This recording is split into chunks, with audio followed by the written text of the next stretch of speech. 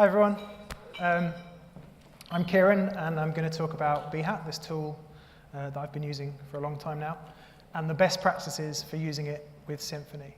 So like any best practices, there's a lot of personal opinion involved, but this is the way I've been using it and the way a few people I know have been using it successfully. So just to start off, who's using Behat already? Oh no, okay, good. I'm going to cover, for those of you who didn't raise your hand, I'm going to cover what Behat is, and you should, from this talk, be able to get an idea of how to apply it to your projects. So when we're doing this thing called software development, what we're really trying to do is go from some business problems, or maybe some business goals. You know, someone wants to achieve something in the real world. It's not just code. And then they come up with business solutions. So for instance, maybe we want to sell more products. That's a good sort of business problem. And a business solution might be we're going to start accepting product returns. You know, if people don't like the product, they can give it back. So we think that means we'll sell more. And this is the first step in developing a product. And then much later, we come up with technical solutions that are going to enable that behavior. So that returns process that we think is a good idea in the business, we're going to have to do something technically to enable it. We're going to have to build some screens, we're going to have to think of a database, we're going to have to deploy some infrastructure, come up with all kinds of technical solutions. And really this journey from sort of problem or desires or goals, drilling down to technical solutions is addressed by what's called behaviour driven development. It's a real focus. A lot of developers find themselves, especially early in their careers, they find themselves just involved at this end. They get told exactly what they're going to do, and then they might even get told the technical details of the implementation before they have to do a task. But as you get more and more engaged with the customer and more involved in the project, you find yourself traveling leftwards in this journey and maybe getting involved in some of the business definition. So behavior-driven development is a term that Dan North coined in the early 2000s. It might have been 2001, I can't remember. A good definition that Liz Keogh uses is BDD is when you use examples in conversations to illustrate behavior. So that doesn't sound like a technical area, it sounds like a person-to-person communication area. There's three things there. One is that you're having conversations about the system. So BDD applies in situations where you're going to talk to someone else about what the system should do. If you're in a context where you can't have conversations, that's something to address first, perhaps. The conversations are about the behavior of the system, and I'll talk in a second about what behavior means. But we're not having conversations about the technical details of how we're going to do things. We're having conversations about what the system should do. How should this system behave? Not, you know, what's the implementation detail of the database tables. And most importantly, we're having these conversations by introducing examples. And I'll talk in a second about the power of examples, but it's a mode of communication. When we're having this conversation, we're deliberately introducing examples into the conversation. So what's an example? If you look at the ultimate kind of authority, Wiktionary, an example is something that illustrates or explains a rule. So BDD people talk about giving examples a lot, but that's not what... An example doesn't have value in itself. An example is a way for us to understand the business rules, to understand the rules of the system. So it kind of fits in here. We have this problem. We think we know how we're going to solve it. And to make sure everyone understands what the rules are, we're going to give examples. And rules here are business process changes that we're going to enable through technology. So maybe it's something we're going to allow users to do that they couldn't do before. Maybe we're going to stop people doing something they could do before. And examples are going to be a tool that we use to make sure everyone understands what we're talking about. So I'll give an example of a rule. Yeah. We charge our customers sales tax at a rate of 20%. So does anyone think they understand this rule enough that they could implement it in software? Put your hand up. No one's falling for the trick. There is an argument that some rules maybe are so obvious you don't have to talk about them further. Maybe that's enough to stick on your user story, we're going to charge 20% sales tax. And then everyone just understands it and they can write the code and everything's fine. But it doesn't cost a lot to give an example. An example might be, if an item's priced at $10, we're going to charge $10 plus $2 tax. So the difference here is this becomes an example because I'm being very specific. A rule is generic. A rule is almost like an algorithm you're going to implement in your software. An example is a real concrete case. So what happens when we give an example, what we're trying to avoid really, is that we've got two people talking about a software requirement. We've got a business expert here and someone involved in the delivery team, so a developer or a tester or something like that. And they have an idea for a business feature, a business rule, and if they try and explain it just giving the rule, there's a possibility for ambiguity. The member of the delivery team might almost get it, like it's nearly right, but it's not quite what they meant. If we add this extra step of giving some examples, so in this case, this is what will happen. In this other case, this is what will happen. If these don't match the mental model this person has, they'll think, oh, hang on, I didn't get it. Maybe I'm wrong. And with a bit more conversation, they'll figure out, oh, okay, this is what you're talking about. I kind of understand what you're talking about now because you gave me real concrete examples that kind of were real world, and it made me understand what's supposed to happen. And detecting this mismatch is really hard if you're not giving examples. It's very easy to explain a rule and say to the other person, did you get it? And they nod and say, yeah, I got it. And at the end of the sprint, you find out they didn't get it. What works best then is if this person then gives some other examples. It gives the first person, confidence. Oh, wow, they gave examples back, and those examples work for my mental understanding of the rules, so I'm really confident we both understood what we're talking about. So in this case, the sales tax case, if I'm the developer and I say, okay, so what you mean by that is if something costs £10, we charge £10 and £2 tax for a total of $12, gives the product owner or the business expert an opportunity. They can say, no, that's not right. That's not how it's going to work at all. In this country, that's not how that works. How that works is that if something's priced at £10, we charge you £10. We just kind of internally remember that some of that was tax that we give to the tax people at the end of the year. But you could have made a serious mistake there. The price we advertise is the price we charge. Don't build it the other way. That would be a problem. So the concreteness of this example is what gives us the opportunity to say, no, you haven't understood it correctly. It's actually different. So when we're talking about capturing an example, what we're really capturing is what input leads to what output. So what action that's taken, we're charging someone, is going to lead to an outcome. Sorry, someone's buying something, they get charged a certain amount. We tend to use the keywords when and then. You don't have to if you're just having conversations, but it can be useful to try and remember. There has to be a when and there has to be a then. When this happens, then this is going to happen. So for example, when I buy a pair of Levi 501s, then I'm charged $32.99. That's quite a good price for Levi's. There's something missing from here as well. Why does this action lead to this outcome? There's some kind of missing information, and that's the context. It's things that happened in the past. So given some stuff that happened in the past, you can think of that either as given the current state of the system, or you can think of it as given all of these things that happened in the past. When I take some action, then some outcome happens. So given someone went and listed Levi 501s at $32.99, when I buy a pair of Levi 501s, then I'm going to get charged $32.99.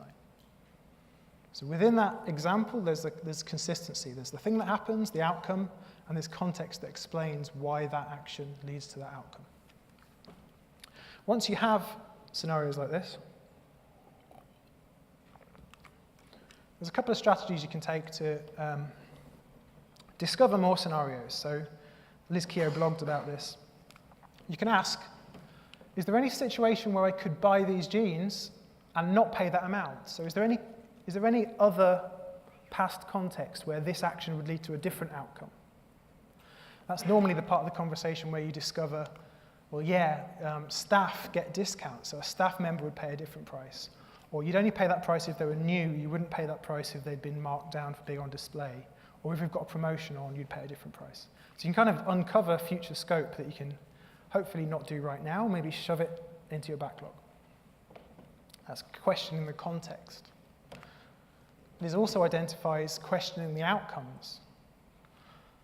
So we have an identified outcome here.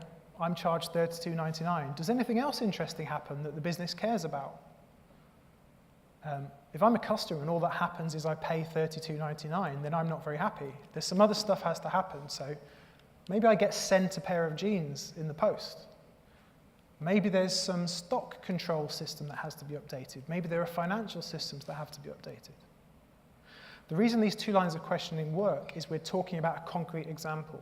We're talking about a real product at a real price that shop actually sells. If you talk to someone and say, what are the business rules you haven't told me about yet? They can't think what they are. If you're looking at a real example and you say, okay, tell me what situations this wouldn't happen. Because it's so real, it's a more natural conversation. So this capturing of examples is very key in behavior-driven development. And if that's all you do to add to your process, you're going to benefit. If you have more conversations, giving concrete examples of behavior, you're probably going to build better products that match business requirements better. But the aim of the talk is how can we use tools then to validate that these identified scenarios have been implemented by the real system that we build.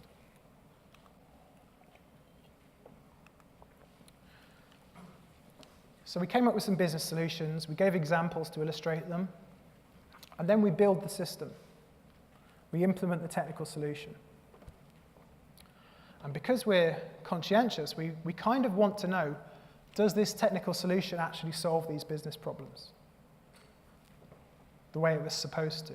So we'll end up writing tests.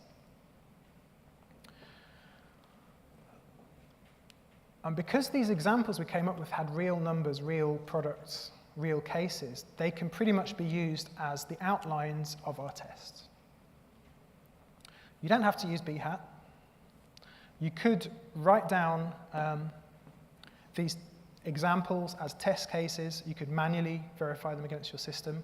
I can list a pair of jeans at $32.99 and then go to the front end and try and buy it and check that I have to spend $32.99. Or you could automate that behavior using your favorite testing tool. You can write a PHP unit test that follows the steps in that written scenario, and that works fine. But the more you do it, the more you might find that when we go back and revise the business rules and revise the examples, we have a kind of synchronization problem. So it would be nice if there was a tool that kind of kept these written English language scenarios in sync with the automated tests. It doesn't have to be English language, I should stress that. You can write in whatever localized language. I've not met any teams using it in a different language, but I'm sure they exist. So this is where Behat comes in. It's the overlap of the examples we came up with when we were talking about the system so that we understood what we were building, and the things we want to automate. So there are some requirements that we're going to talk about, and we're not going to write automated tests for them. There are also a whole load of automated tests we're going to write that aren't based on business cases that we talked about with the product owner. But in the middle, this is where Behat's living.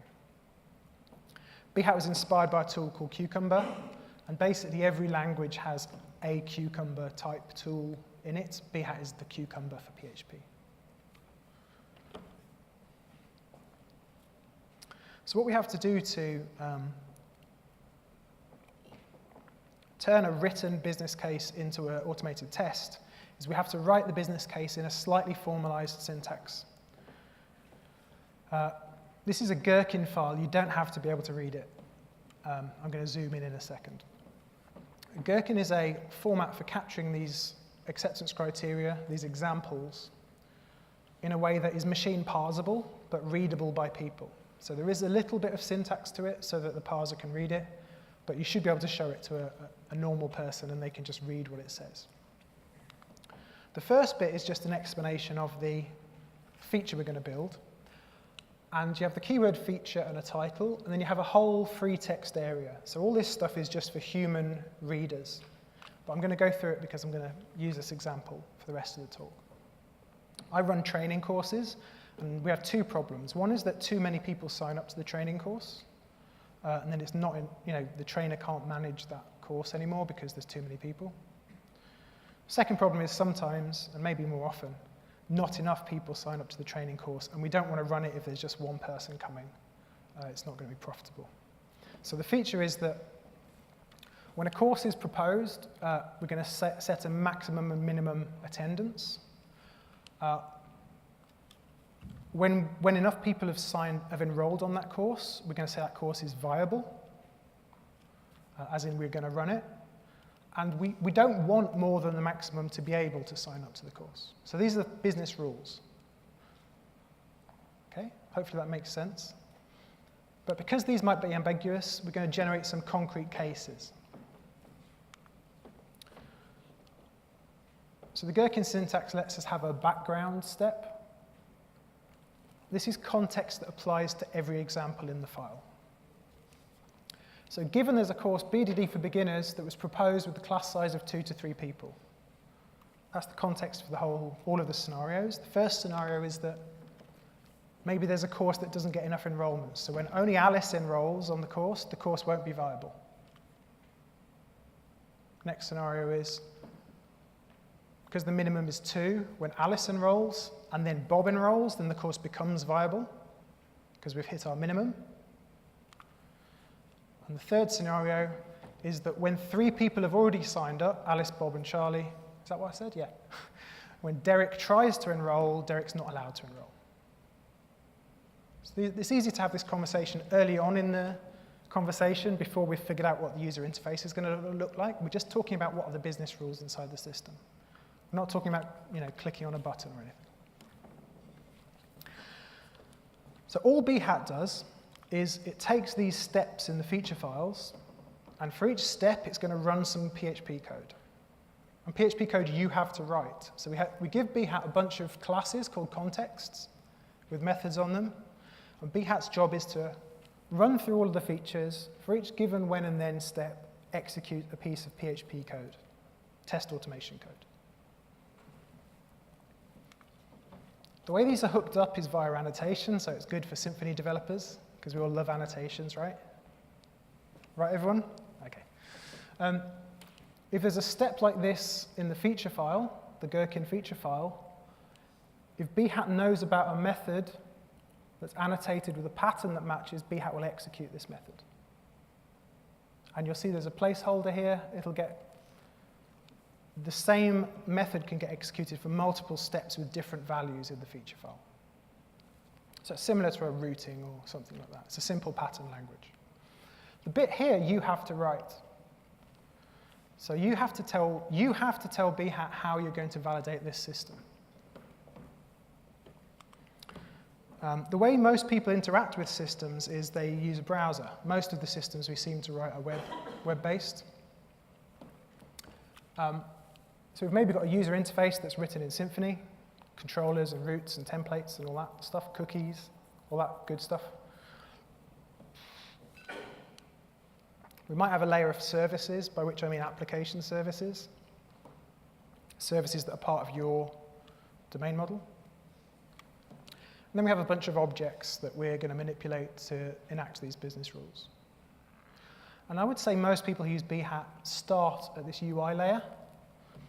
But a best practice is when you're building a new domain model, start down at the bottom. Start by using the business conversations to drive how you develop your domain model. So let's see how that looks. If we're driving PHP directly, we're not going to install Symfony yet. We're not going to use any Symfony components. the code we write in our step definitions can just be instantiating objects and calling methods on those objects. The effect this is going to have is it's going to prove to us that the domain model can support all of these business cases without needing anything else. So we're going to kind of prove that there isn't an event listener hidden in the Symfony stack that if that's missing will cause everything to fail. So if we tried to use the same domain logic elsewhere outside of Symfony, it would work fine. Because we're driving the domain model directly from these sentences, we're going to naturally use the same words. So we're going to end up with objects that are called the same thing as the business conversation, and that's going to be a big benefit. And because it's just objects, it's going to run fast. So we're not going to have a slow test suite. When I first run Behat and give it the feature file, it's going to complain. You don't need to be able to read it. This yellow color means I don't know what to do for this step. So Behat at the end says, all of these steps are undefined. You have to write code that tells me how to test this stuff.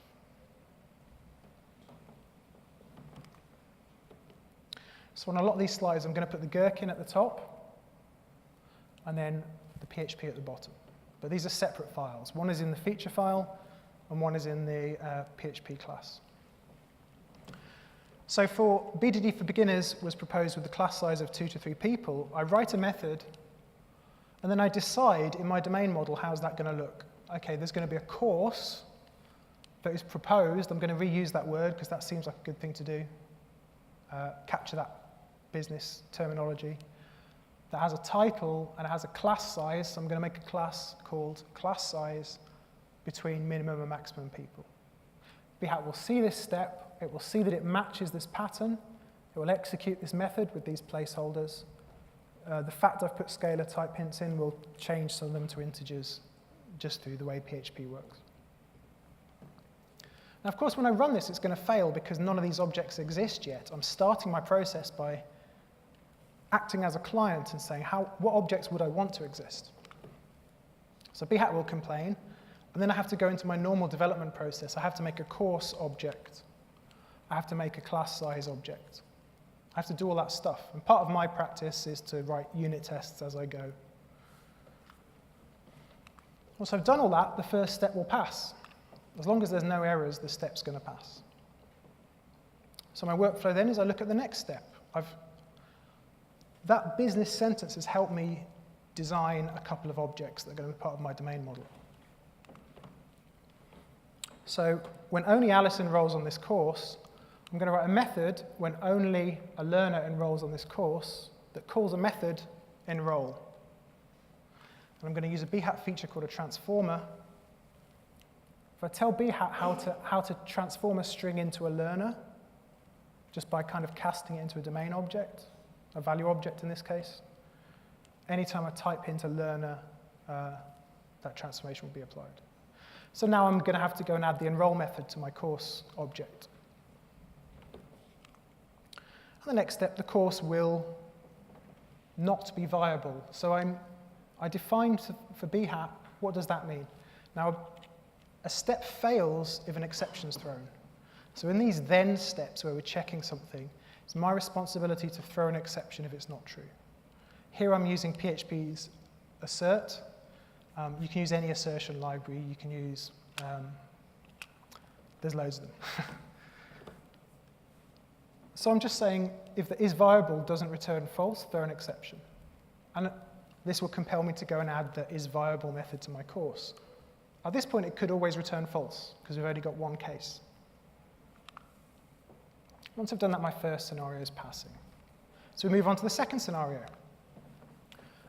Given Alice has already enrolled on this course, you find that you do the most work in the first scenario because it has the most new concepts. The second scenario is reusing some of the same concepts. We already have a method that enrolls learners. I'm sorry if that's hard to see at the back. But as well as the existing pattern, when only learner enrolls on the course, I can add a second pattern and say, do the same thing. So for this step, you do the same thing as the other step. So given Alice has already enrolled on this course, when Bob enrolls on this course, this is the same step again. We're just going to enroll someone. So I can modify the pattern to make that keyword only optional. The previous scenario had when only Alice enrolls. This scenario has when Bob enrolls. But it's the same bit of test automation code that's going to execute. So I'm going through these steps much quicker because some of those concepts already exist now in my domain model. Then the course will be viable. So because 2 people have signed up, it will be viable. I check that is viable returns true. At this point, I'll get a failure. I'll have to go and now implement the logic. I hard-coded it to always be not viable to make the first test pass. The second test is going to make me go into my objects, write some real code, solve the problems. I'm not going to dwell on the code because whenever I show my actual code, I get design issues coming back at me. It's personal opinion. But the point is that going through this workflow, I'm solving these design problems a little bit at a time. And because I'm very directly driving my domain model from the sentences, I'm naturally going to reuse the same words. So it's very aligned with the language we use to talk about the system, and that can't be a bad thing. So the last one, when Alice, Bob, and Charlie have already enrolled on the course. So I make a thing that matches 3 people already enrolled on the course, and then I just enroll them all. Enroll method already exists from the previous steps. When Bob tries to enroll on the course, this is slightly different to the previous steps. I'm just going to call the enroll method again, but if there's a problem, I'm going to store it. Then he should not be able to enroll. So the automation is there should have been an exception thrown in the previous step. So of course that won't happen yet. I have to go and write some code that checks something, checks the maximum hasn't been reached, and throws an exception if the maximum got reached. So when I get to the end of it, all of my scenarios are now passing, and I've got a course object, which is like an entity because its state's changing. I've got a value object that represents a learner, a value object that represents a class size, and I've had to write an exception. I had a custom exception for when there's a problem. So I've kind of fleshed out my domain model.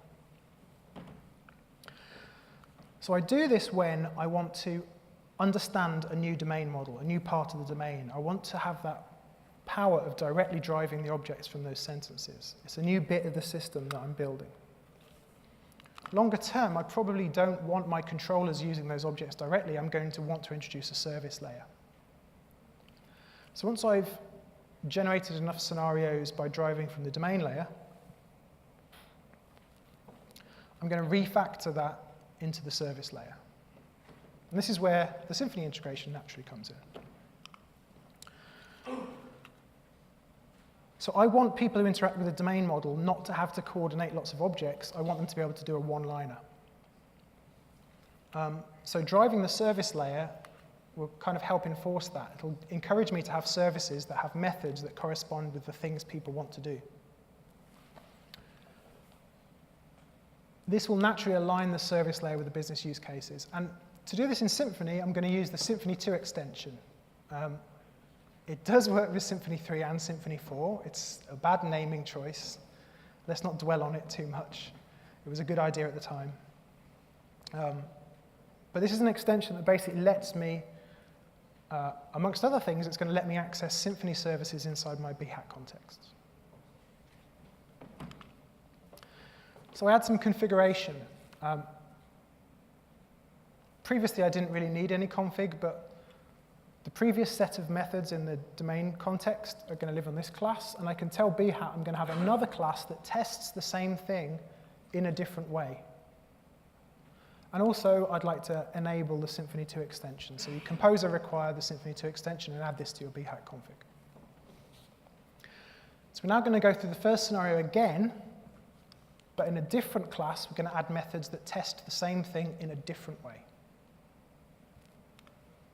So the first step was, given BDD for beginners was proposed with the class size of 2 to 3 people. Instead of creating lots of objects, I'm just going to say there's one service called course enrollments, and it has a method called propose that takes a bunch of scalar values. because this is the service that my Symfony application is going to use. This is the service my controllers are going to use. How does that get into my context class?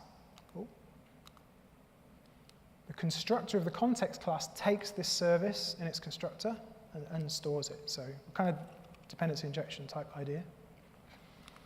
And then in my configuration, I tell Behat, when you instantiate this context class, you're going to inject this Symfony service. So it will take that Symfony service from the dependency injection container.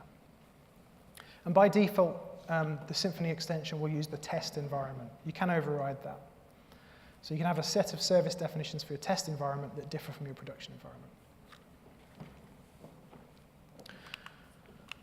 So the fact this is a one-liner is something you tend to do when you're writing tests at the service layer, because your Behat context is going to be doing stuff with the domain in kind of the same way your controller will later. So the shorter your Behat context is here, the shorter your controller code is going to be. You can imagine a controller would process a load of form input and then call propose this course with some scalar values.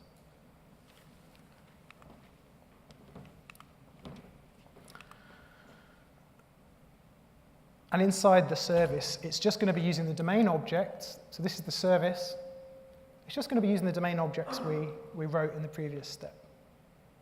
The point of adding this kind of application service is that when I've got lots of controllers using this part of the system and I decide to refactor the domain model, the services stay the same.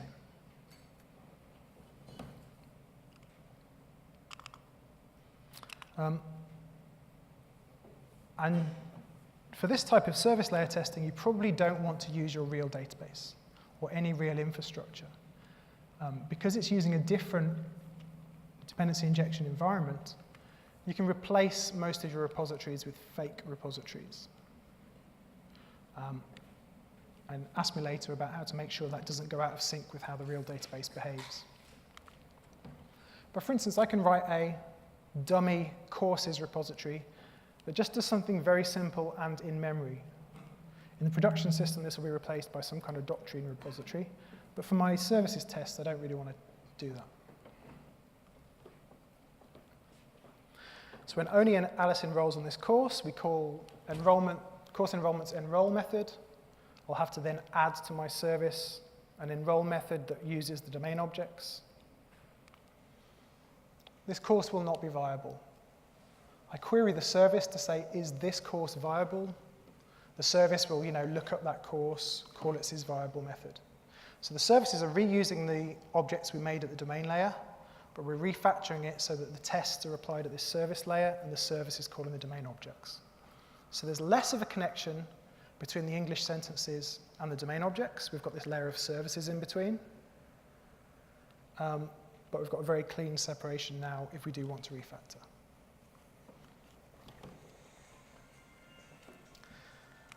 So the difference is, I normally would start on a new part of the system by driving the domain layer. I want to be naming my value objects after things in the sentences.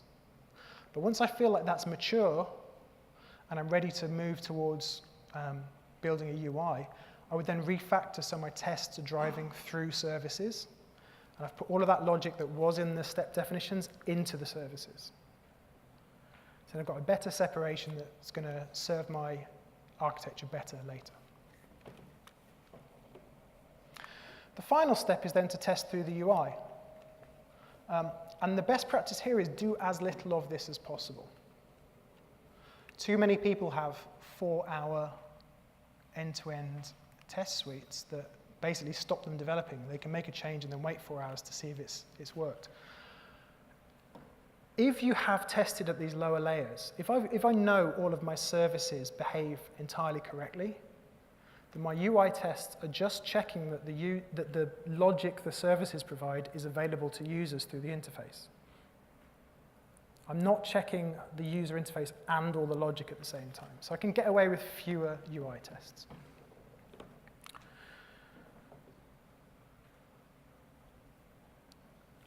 What it's going to do when we test at the UI layer is it's going to ensure that the user interface supports these actions. I want a user to be able to do this stuff. I'm going to get some confidence that a real user could click on things through my interface. and achieve those outcomes. At this point, don't abandon those nice business-centric examples and start writing this stuff. I mean, you can, but this is losing most of the value of having written business test cases. Embedding user interface detail in here doesn't make sense because this is a domain-specific language designed for English, and you're embedding CSS selectors and URLs and things. It's better to write a unit test that has all of this stuff in it in PHP, because a human isn't going to read this and understand it.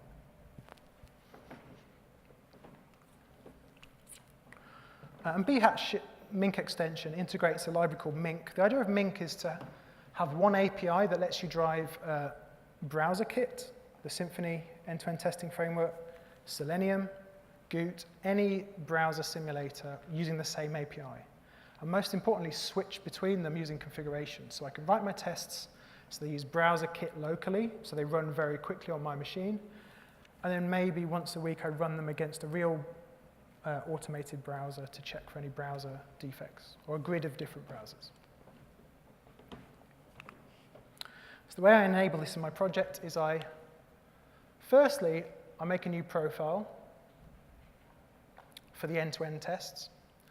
I'm going to add a filter, so only the scenarios that are tagged with a particular tag are going to get run. I'm not going to run all of my scenarios end-to-end. That would be slow.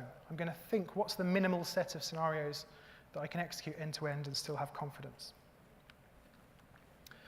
And then I'm going to define an end-to-end context that gets created with the same service as my service layer test. I need to enable the Mink extension and tell it that we're using the Symfony driver. Again, this is named Symfony 2, but it works fine, don't worry about it. And quite likely, the reason I'm having a separate profile is I'm going to tell the Symfony extension, when you inject services, don't inject them from the test environment. I'm going to maybe define another environment. So I personally end up having an environment that has repositories that don't really save anything to the database. They just keep stuff in memory. And a separate environment that does save stuff to databases, but they're test databases. Hopefully that makes sense. And the way at the moment that we can do this is by having a separate profile, and this is how you override which environment Symfony is using to provide services to the test classes. You can do all of this stuff with environment variables now, but I wouldn't recommend doing that right now, just yet. So go through the same scenario. Given BDD for beginners was proposed with a class size of 2 to 3 people, this looks very similar to the service level because your given step doesn't have to go through the UI. Given is just about what state is the system in. I'm going to use the service to propose some courses, but this time around the service is from a different environment, so it probably is hooked up to a test database. MySQL or Postgres or whatever, but a test database. When only Alice enrolls on the course, this is where I write web automation code. So sorry, going back a step. When I write this step, I'm then going to have, this is the point in my development when I have to think, how am I going to save courses in a real database? And I write my doctrine mappings, etc. When only Alice enrolls on the course, I then write a load of web automation code. This is using the Mink API. Under the hood, it's going to use Symfony's browser kit driver, so we don't need a real web server. It's going to instantiate the kernel of my application. It's going to make a request object, run it through the application, examine the response object. But the point is I'm writing this as I don't know we're using browser kit. I can later reuse this test to drive a Selenium or something like that using the same API. So Alice enrolling on the course means someone goes to the page, they type in that their name is Alice, and they hit enroll. The course will not be viable. In web automation land, this means that when I visit the list of courses, I see that this element isn't viable. So in general, you can get away with having a very severe subset of your scenarios run end-to-end. on any non-trivial system, this is quite a trivial system, you'll end up with scenarios where even though the service is doing different things, the UI isn't really doing a different thing for each scenario. If you imagine adding items to a shopping basket and applying promotions, for instance, there might be lots of different pricing combinations, but in each case, the UI is just adding items to the basket when you click the button, and then showing the number that the basket service returns in the UI. So you don't need to test all of those through the user interface. You can probably just test one. And as long as you're also testing the service, you kind of know that the UI is hooked up to the logic properly. So finally, if you really have to, and best practice is not to, I would say, you can automate a real browser. So far, this has just been in PHP using the Symfony tooling. If you want to automate a real browser, I mean, really don't, but minimize this even further. You want to have very few end-to-end tests. You want to have very, very few automated tests with a real browser through Behat. For a start, it is 100 times slower than service layer tests. You may feel like your site requires you may be one of those people who writes a site that requires JavaScript to run, those crazy people. You might feel that you then need to run through a real browser end-to-end, but you don't have to. If your domain model lives in JavaScript, you can use a tool like Cucumber.js, use the same techniques we've just used in PHP in JS instead, and validate your JS domain model at a lower level than the user interface. My current best setup for browser automation is to use Selenium. It used to be to use Firefox with XVFB, but currently is to use Selenium with the Chromium plugin to run Chrome, and then to pass the headless flag. Since Chrome 39, Chrome will run in a headless mode. And it's not just hiding the window, it's actually doing less work. So for me, it's about twice as fast as having a real browser automated. You can get Docker containers that have this in it for you if you don't want to install stuff on your real device. This is probably the fastest way of automating a real browser. This will be at least 10 times slower than using the Symfony browser kit driver. And the Symfony browser kit driver is going to be at least 10 times slower than running your services directly. So bear all of that in mind when you're trying to build your test pyramid. So the summary is, start on a new domain by directly driving the domain objects. It's going to help you get a nice clean domain model that matches the sentences. Refactor that to services when you feel like that you started to understand that model and it's just that you're making slight modifications. But drop back down to that domain layer when you do want to refactor the domain model. And add minimal UI coverage. Your mentality there should be, I know these services work, what's the minimal UI coverage I can add that gives me confidence the UI is plugged into those working services and showing the results of those working services to users, to real-world users. That's it from me. I have slightly overrun, I think.